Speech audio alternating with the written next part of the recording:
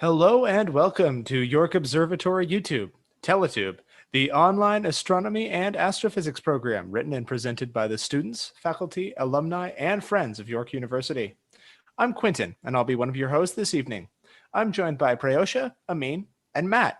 We are broadcasting live from the Alan I. Carswell Observatory located at York University in Toronto, Ontario, Canada. York TeleTube broadcasts every Wednesday night at 7:30 p.m. local Toronto time. But if you miss one of our streams, don't worry. All of our TeleTube events are recorded and uploaded to our YouTube channel for you to watch at whatever time works for you. If you have any questions about the contents of tonight's show, feel free to ask them in the live chat. We'll try our absolute best to answer them over the course of the night. If you have any questions or comments about our past shows or suggestions for future topics, please send us an email at observe@yorku.ca. You can always connect with us on Twitter or Instagram with the handle @York Observatory or on Facebook at Alan I. Carswell OBS. Perhaps you tuned in for our March 24th TeleTube, where we talked about the famous Voyager program. Voyager 1 was the first man-made object to travel beyond the edge of our solar system, a real milestone in the history of space exploration. Well, tonight we'll be talking about a different, earlier milestone, the first mission to send a space probe to another planet. Tonight, we're talking about the Venera program. But before we get started with our main show, we want to give you a little update on what you can see this coming week. The sun will be setting at 7:52 p.m. local Toronto time tonight, so if you're listening to this program in the same time zone as us, you'll likely be able to see the sun nearing the horizon right about now. If you are fortunate enough to have clear skies and a fairly unobstructed view of the horizon, you might be able to see Venus, the star of tonight's show, chasing the sun over the horizon. Venus is extremely bright, so bright in fact that, according to official flight transcripts, there was a famous incident in 2011 where an Air Canada pilot mistook the planet for an oncoming plane, sending his plane into an emergency dive to avoid a mid-air collision with a planet that was, in fact, safely millions of miles away. For other planets, the red planet Mars will also be visible until around 1:30 a.m. tonight, hanging in the sky near the horns of Taurus. The Pleiades star cluster is also located in Taurus and will set around 11:45 p.m. tonight. If you are able to see them, why not count how many stars in the cluster you can see? If you have a telescope, or even a pair of binoculars, you might be surprised at how many of them will be visible. As you can see in this image, the International Space Station will pop over Toronto's western horizon around 9 p.m. tonight and remain just within view for around 2 minutes. If you're willing to wait longer, you'll be able to see some other important objects rising in the eastern sky in the early morning. Saturn will rise around 4:30, followed by Jupiter around 5, and then finally the thin waning crescent of the moon around 6. The next new moon will occur on April 11th. With that said, let's move on to the main event. Prayosha, why don't you introduce the Venera mission with some background information? Thank you for the amazing watch-out tour of the sky, Quinton. Now, it's time to dive into our presentation for tonight. To begin with, let's take a look at what we are actually heading towards. From learning some quick facts about Venus to events that led us to the Venera mission, let's travel through the entire mission in detail along with the legacy and the learning outcomes. Venus is always called Earth's twin because the two planets are very similar in size, composition, and mass. However, these are two radically different worlds. Venus has a thick and toxic atmosphere of carbon dioxide and yellowish clouds of sulfuric acid, which trap heat and cause a severe greenhouse effect. Its surface is quite rough, and it is the hottest planet in our solar system. The temperature on Venus can go up to 482 degrees Celsius. Unfortunately, it has no moons. This is because Venus is too close to the Sun, and any moon near it would be in an unstable orbit and ultimately be captured by the Sun. Venus has a radius of about 6,052 kilometers and is zero point 0.7 astronomical units away from the Sun. By the way, 1 astronomical unit is the distance between Earth and the Sun. It takes sunlight 6 minutes to travel from the Sun to Venus. Venus and Uranus are the only two planets that rotate backwards, that is, from east to the west. Also, One rotation of Venus is complete within 243 Earth days. But the sun does not set and rise each day on Venus like all the other planets in the solar system. Instead, one day night cycle takes 117 Earth days on Venus. Can you imagine that? This is because, as mentioned above, Venus rotates in the direction opposite of its orbital revolution around the Sun. Venus possesses the most circular orbit of all the planets in the solar system, with all the others traveling along paths with a much clearer elliptical shape. Well, I know that was a lot of information on Venus, but catch your breath back as there is more. Let's get through some quick, interesting facts about Venus. Venus was named after the Roman goddess of love and beauty and is often nicknamed the morning star or evening star because its closer proximity to the sun means it can only be seen in the sky just before sunrise or just after sunset. There are more volcanoes on Venus than on any other planet. So far, we have found around 1600 of them. Venus is not only the largest planet of our solar system, but its proximity to Earth and thick atmosphere makes it appear the brightest of the planets in the sky. The atmospheric pressure on Venus is 90 times that of Earth. This is roughly the same pressure you would feel if you were 900 meters beneath the surface of the ocean. If you were on Venus, you would be crushed to the size of a tuna can. The thick atmosphere of Venus appears opaque from Earth, giving no hints about its surface. But with the development of spectroscopic, radar, and ultraviolet observations, many secrets were revealed.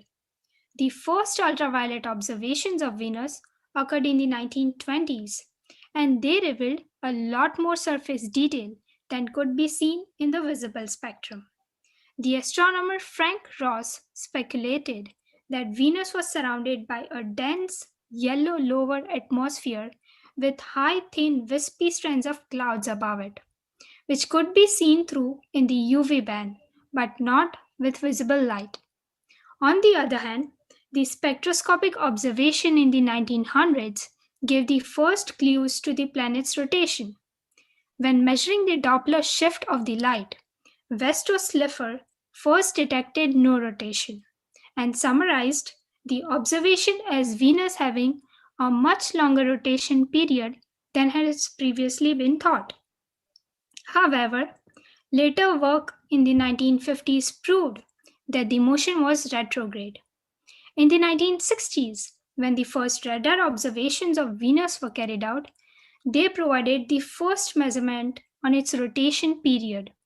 And in the 1970s, the Venusian surface details were revealed for the first time. This was done by beaming pulses of radio waves on the planet using the 300-meter radio telescope at Arecibo Observatory. The echoes revealed two highly reflective regions designated as alpha and beta regions. It also revealed a bright region attributed to mountains named Maxwell Montes. Before Amin gives us a tour on the Venera mission, I will take you through why we actually had this mission in the first place, other than the limits to observing a distant planet from the ground. During the Cold War, America and the Union of Soviet Socialist Republics (USSR) raced with each other to be the first to reach various important milestones in this emerging field of space exploration, and studying Venus was no exception. The US, for its part, was the first to conduct a successful flyby of Venus with the Mariner 2 probe launched in 1962, which commenced the modern era of Venus exploration by spacecraft. It scanned the planet with infrared and microwave radiometers, revealing that Venus has cool clouds and an extremely hot surface. Mariner 2's predecessor, Mariner 1, has launched 5 weeks before it, with the same mission of performing flyby measurements of Venus. However, unlike Mariner 2, Mariner 1 did not make into space, flying off course during the launch and being destroyed on the command of a range safety officer. The Mariner 2 mission was terminated 20 days after its encounter with Venus, after which point it was left in a heliocentric orbit where it can be still found to this day. While the first spacecraft to perform a flyby of Venus was American, it would be the Soviets who first managed to send spacecraft into the planet's atmosphere and eventually to its surface as a part of the Venera project. I will let Amin explain more about it to you now.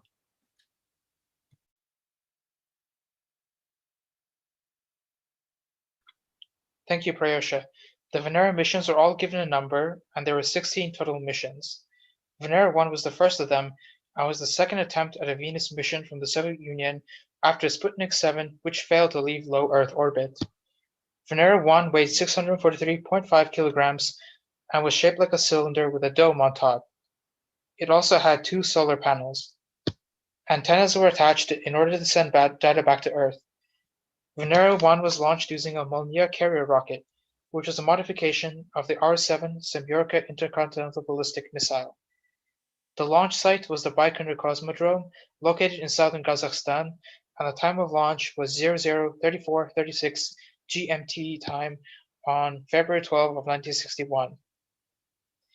Venera 1 was able to gather information about the solar wind and cosmic rays as it was leaving Earth.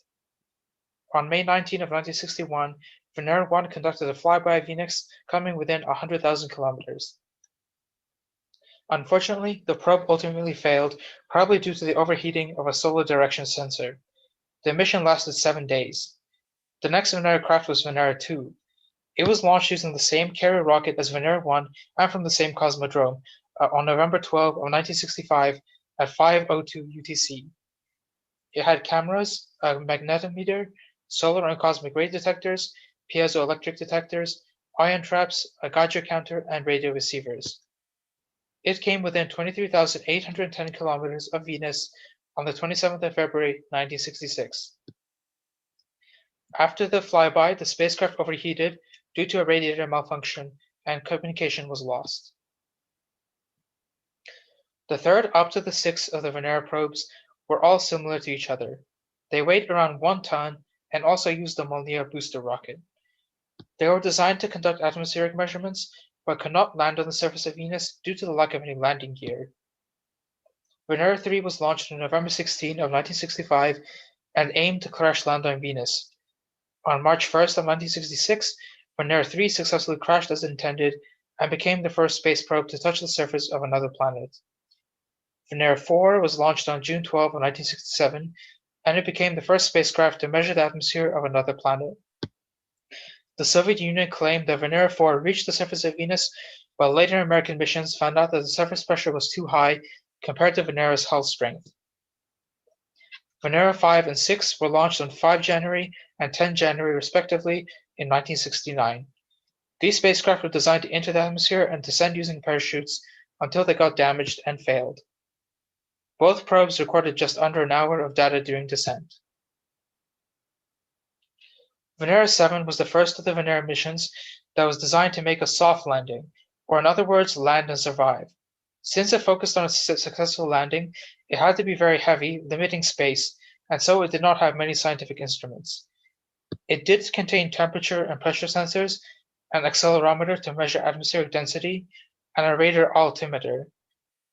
It was launched on August 17 of 1970 and weighed 500 kilograms, not including the rocket. Venera 7 could survive pressures up to 18,000 kilopascals and temperatures of 580 degrees Celsius. It entered Venus's atmosphere on December 15 of 1970. During the initial stage where it entered the atmosphere, Venera 7 was attached to an interplanetary bus. Later, the lander part was ejected. The parachute was opened once the probe reached a height of 60 kilometers. Atmospheric studies revealed that the atmosphere was 97% carbon dioxide. 6 minutes later, the parachute began to fail, and Venera 7 picked up speed. Eventually, the parachute completely failed, and the probe crashed into Venus, although it still sent data for a little bit. 53 minutes of data were received, with 20 minutes of it coming from the surface. The surface temperature was determined to be 475 degrees Celsius, and the pressure was calculated to be 9 megapascals, which is 89 Earth atmospheres. Liquid water on the surface of Venus, as well as any chance of human habitation, was thus ruled out. The next spacecraft in the Venera program was Venera 8. It had an atmospheric probe as well as a lander.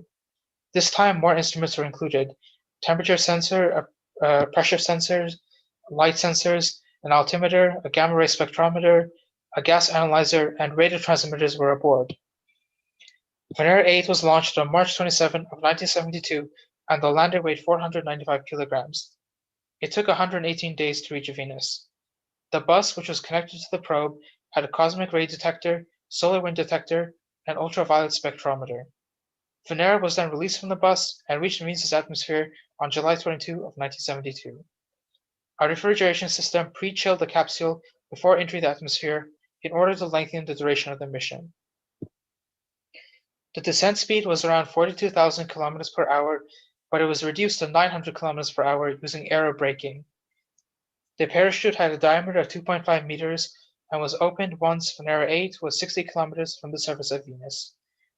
Data was sent during descent and after the landing for 50 minutes and 11 seconds.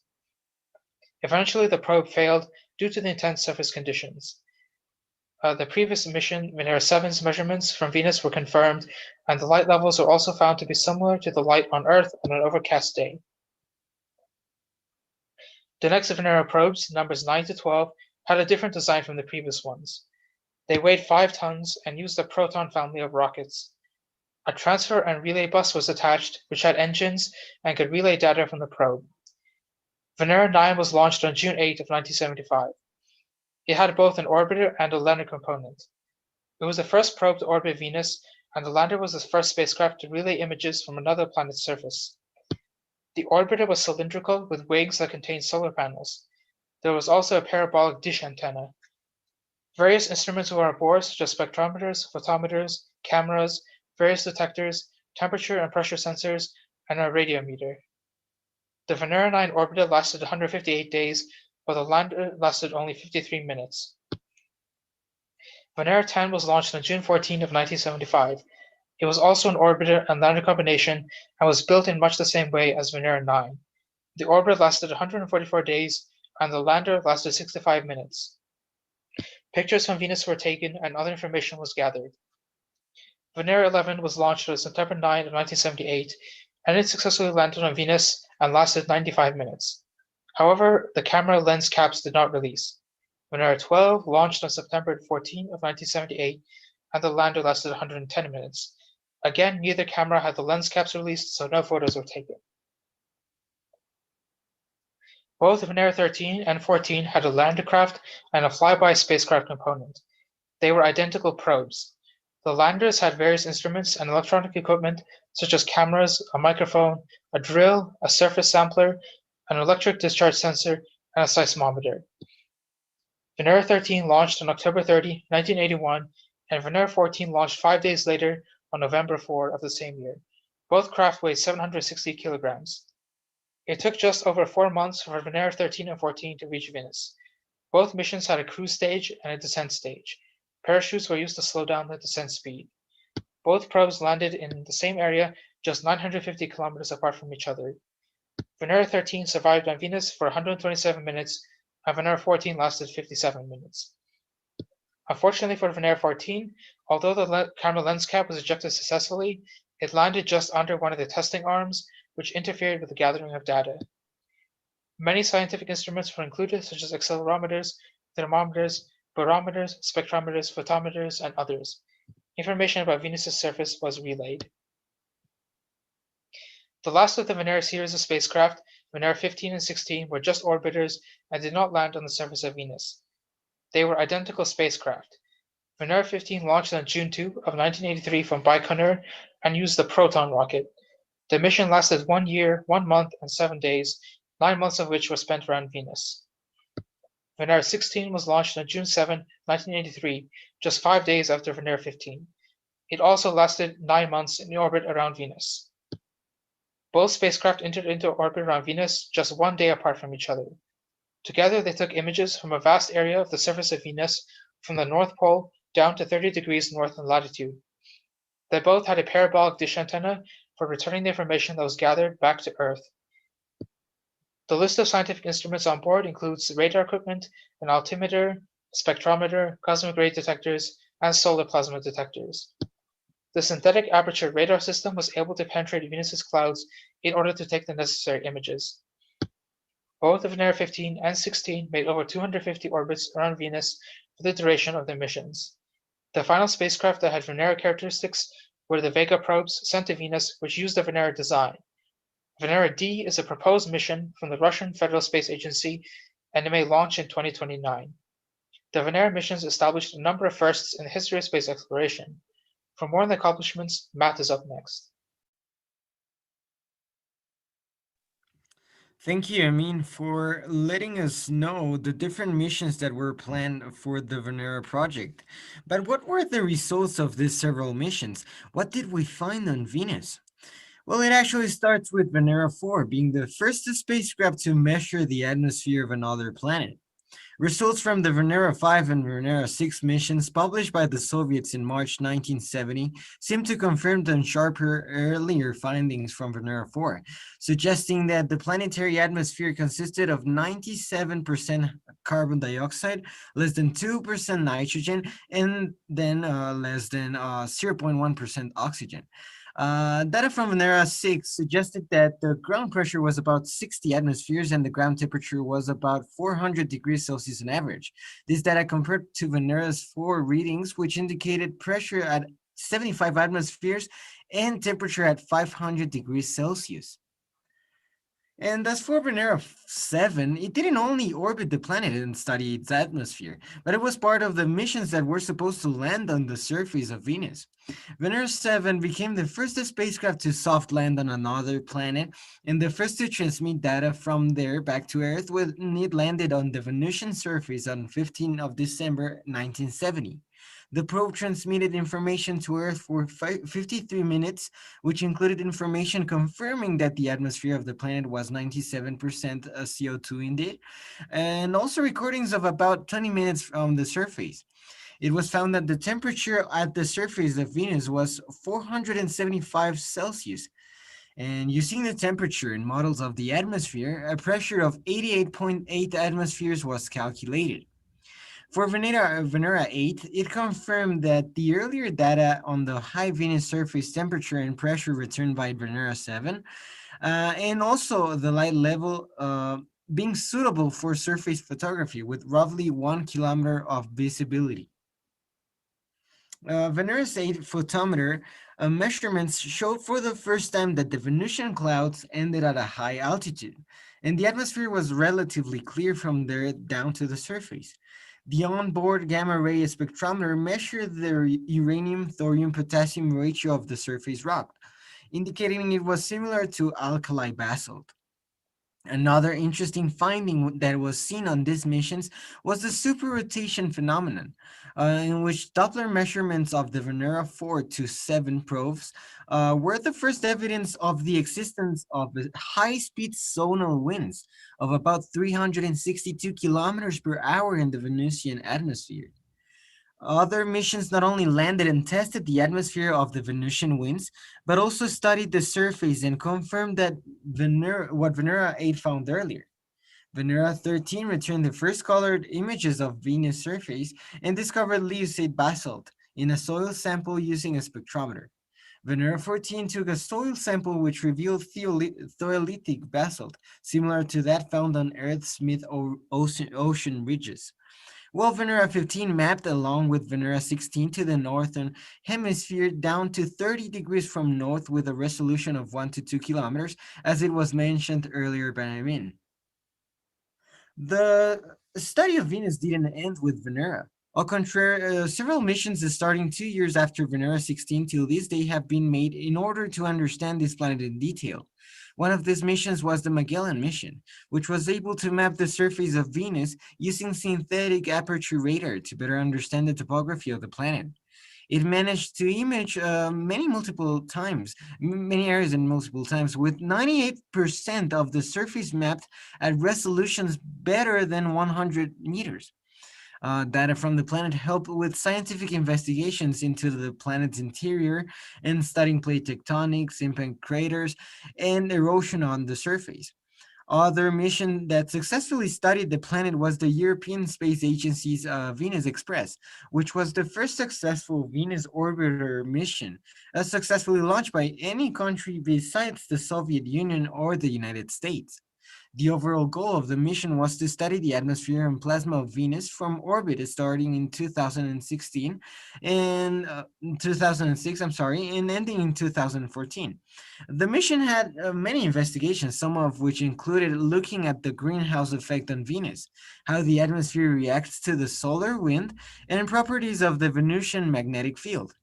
And this was not the only mission that was held by other countries besides the Soviet Union and the US, because in 2016, the Japanese Aerospace Exploration Agency successfully studied the Venusian climate with the Akatsuki mission, where one of the interesting reveals confirmed the phenomenon discovered by Venera first, which was that Venus' whole atmosphere is rotating much faster than the surface below, at the altitude of the cloud top, a unique situation called superrotation.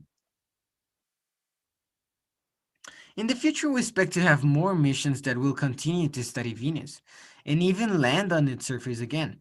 Two main missions could be the Veritas and the Da Vinci Plus mission, where Veritas would send a probe to orbit Venus and map its surface, while Da Vinci Plus would send a probe down through the planet's atmosphere. That probe would take samples of the air on the way down, potentially telling us more about what is lingering in the clouds. Moreover, there is a new Venera mission coming into play possibly in 2026, 2027. The VEXAC or Venera D mission will be in charge of the study of the planet's atmospheric dynamics, as well as the surface geology and chemistry. More nations are planning to study this planet, and we'll see what new discoveries we may find laying on the atmosphere and surface of this majestic and mysterious planet. And everyone, you have been listening to the Alan I. Carswell Observatory's weekly TeleTube broadcast, the astronomy and astrophysics program written and presented by the students, faculty, alumni, and friends of York University. The hosts this evening have been Quinton, Prayosha, Amin, and myself, Matt. Make sure to leave any comments or questions in the comment section of the video and talk to us in the chat right now. We will be around for the next 20 minutes to answer your questions. All of our programs are free, but if you would like to buy an observatory calendar or make a donation, see our website at observatory.info.yorku.ca. You can always connect with us on Twitter with the handle at York Observatory and check out our website for show notes, content, updates, and contact info at observatory.info.yorku.ca. Thanks for tuning in. Clear skies.